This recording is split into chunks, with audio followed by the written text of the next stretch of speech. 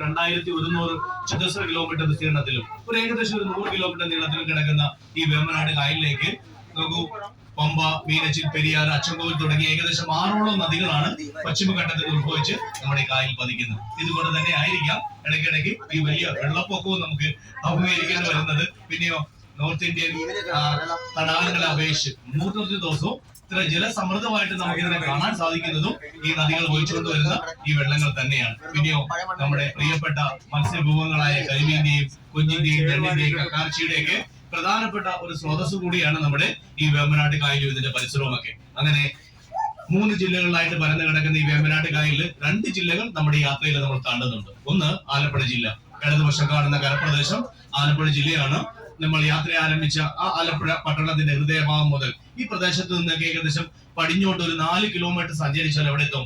അറബിക്കടലിന്റെ തീരത്തെത്തും. അങ്ങനെയുള്ള ആ അറബിക്കടലിലെ സമുദ്രനിരപ്പിൽ നിന്നും ഏകദേശം 1 മുതൽ 3 മീറ്റർ വരെ താഴെയാണ് നമ്മുടെ വേമ്പനാട്ട് കായലിന്റെ ഈ പരിസരവും പിന്നെയോ കുട്ടനാടൻ കാർഷിക മേഖലകളും ഒക്കെ നിലകൊള്ളുന്നത് എന്ന് തന്നെയാണ് നമ്മൾ നേരത്തെ പറഞ്ഞ യൂറോപ്പിലെ ഹോളണ്ടിലെ ആംസ്റ്റർഡാം കഴിഞ്ഞാൽ സീ ലെവലിന് താഴെ കാർഷിക ഭൂമി ഉണ്ട് എന്ന് നമുക്ക് പറയാൻ കാരണം നമ്മൾ ഈ പറഞ്ഞുകൊണ്ട് തന്നെയാണ്. അങ്ങനെ യാത്രയുടെ അടുത്ത ഘട്ടം നമുക്കറിയാം, ഈ കായലിന്റെ പടിഞ്ഞാറ് ഓരത്തുകൂടിയാണ് മറ്റൊരു സംഗതി കൂടെ കടന്നു പോകുന്നത്. നാഷണൽ ഹൈവേ പോലെ തന്നെ പ്രാധാന്യമുള്ള മറ്റൊരു സംഗതി നാഷണൽ വാട്ടർവേ. നാഷണൽ വാട്ടർവേ 3 കടന്നു പോകുന്നതും നമ്മൾ എക്സാക്ട്ലി നാഷണൽ വാട്ടർവേ കൂടി തന്നെയാണ് നമ്മൾ കടന്നു പോകുന്നത്. വേമ്പനാട് കായലിലെ ഒരുപക്ഷെ ഏറ്റവും കൂടുതൽ ആഴമുള്ള സ്ഥലവും ഇവിടെയൊക്കെ തന്നെയായിരിക്കും. നമ്മൾ ഈ പറഞ്ഞ ഈ നദികളൊക്കെ വഹിച്ചുകൊണ്ട് വരുന്ന എക്കലൊക്കെ കുറേ വർഷങ്ങളായിട്ട് കൊണ്ട് ഡംപ് ചെയ്യുന്നത് നമ്മുടെ ഈ കായലിൽ അല്ലെ.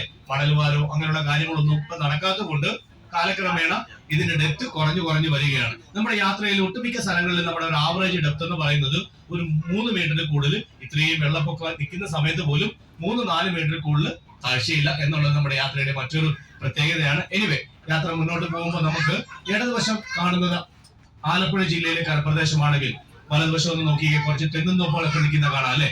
എന്താണ് സംഭവം? ആ പ്രദേശം ഒരു കാലത്ത് ഈ വേമ്പനാട്ട് കായൽ തന്നെയായിരുന്നു. പക്ഷെ കായലിൽ നിന്ന് ചുറ്റും ബണ്ടുകൾ തീർത്ത് അവിടുന്ന് കായലിന്റെ അടിത്തട്ടിനെ കാർഷിക ഭൂമിയാക്കിയ ആ കുട്ടനാടൻ കാർഷിക മേഖലകളാണ് ആ വലതുവശം ദൂരെ കാഴ്ചയായിട്ട് കാണുന്നത്.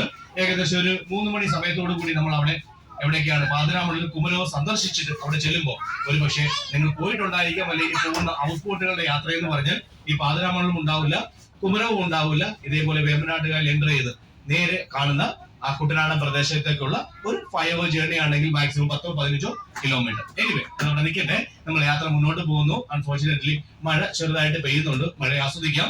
അതോടൊപ്പം തന്നെ എന്താണ്, നമ്മൾ ഏകദേശം ഒരു 100-110 പേരുണ്ട് വിവിധ സ്ഥലങ്ങളിൽ നിന്ന് വന്ന. ആമോ തന്നെ പറഞ്ഞു, ഈ കാഴ്ചകൾക്കപ്പുറം നമ്മുടെ ഈ ഒരു 100 പേര് ഒരുമിച്ച് പല സ്ഥലങ്ങളിൽ നിന്ന് കൂട്ടായ്മ എന്ന് പറയുന്നത് നമുക്ക് ഒരു പക്ഷേ വേറെ സ്ഥലങ്ങളിൽ ഒരു ഓപ്പർച്യൂണിറ്റി കിട്ടില്ല അല്ലെ. അപ്പൊ ഒരു ഒത്തുകൂടാനും ചെറിയൊരു പാട്ടും ഡാൻസും ഒക്കെ ആയിട്ട് ഒരു എന്റർടൈൻമെന്റ് സെക്ഷൻ ഒക്കെ വെക്കാനുള്ള ഒരു അവസരവും നമ്മുടെ യാത്രയിലുണ്ട്. ഇത് തന്നെയാണ് വേഗയുടെ ഏറ്റവും വലിയ പ്രത്യേകത. അപ്പൊ ആ സമയത്ത് AC നോൺ AC വേർതിരിവില്ല. AC-യിലുള്ള സഞ്ചാരികള് ബുദ്ധിമുട്ടില്ലെങ്കിൽ നിങ്ങളുടെ പുറകോട്ട് വരുവാണെങ്കിൽ എല്ലാവരും കൂടെ 1-2 പാട്ട്, മഴ മാറുവാണെങ്കിൽ നിങ്ങൾക്ക് സ്പെഷ്യൽ പാക്കേജ് വേറെ ഉണ്ട്, അന്നേരം പറയാം. ഇപ്പൊ നമുക്ക് ചെറിയൊരു എന്റർടൈൻമെന്റ് സെക്ഷൻ, സായിപ്പിന്റെ ഭാഷയിലൊക്കെ പറഞ്ഞ ഒരു ഐസ് ബ്രേക്കിംഗ് സെക്ഷൻ അല്ലെ. അപ്പൊ എല്ലാവരെയും ആർദ്രമായിട്ട് ക്ഷണിക്കുന്നു. ചായയൊക്കെ കുടിച്ചു കഴിയുമ്പോൾ എല്ലാവരും ഒന്ന് നോൺ AC ക്യാമ്പിലോട്ട് വന്നോളുക. നമുക്ക് അവിടെ വെച്ച് എല്ലാവരും കൂടെ ഒരു കൂട്ടായ്മ. Thank you.